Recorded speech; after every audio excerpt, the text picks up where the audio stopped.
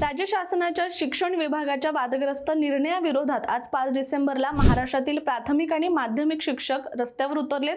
त्यामुळे 80,000 हून अधिक सरकारी आणि खासगी अनुदानित शाळांमध्ये कडकडीत बंद पाळला जात आहे।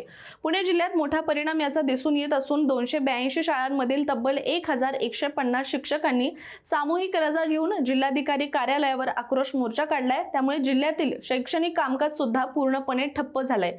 या आंदोलनामुळे शिक्षक संघटना आणि प्रशासन आमने-सामने आलेत, कारण माध्यमिक शिक्षण संचालक डॉक्टर महेश पालकर यांनी आंदोलक शिक्षकांचं 1 दिवसाचं वेतन कपात करण्याचा आदेश दिला होता। मात्र या इशाऱ्यालाही न जुमानता शिक्षक संघटना आंदोलनावर ठाम राहिल्या आहेत। विरोधी पक्षांसह सत्ताधारी पक्षातील शिक्षक आमदारांनीही या आंदोलनाला पाठिंबा दिलाय। 2014चं संच मान्यता धोरण रद्द करणे आणि टीईटी परीक्षेतील संभ्रम दूर करणे या मुख्य मागण्या शिक्षकांच्या आहेत। दरम्यान शिक्षण मंत्री दादा भुसे यांनी स्पष्ट केलं आहे की टीईटी परीक्षा वर्षातून 2दा घेण्याची तरतूद करण्यात आली आहे आणि संच मान्यतेवर तात्पुरती स्थगिती देण्यात आली आहे। तसेच शिक्षकांकडून विधायक सूचना आल्यास शासन त्यावर विचार करेल असं सुद्धा त्यांनी सांगितलेलं आहे।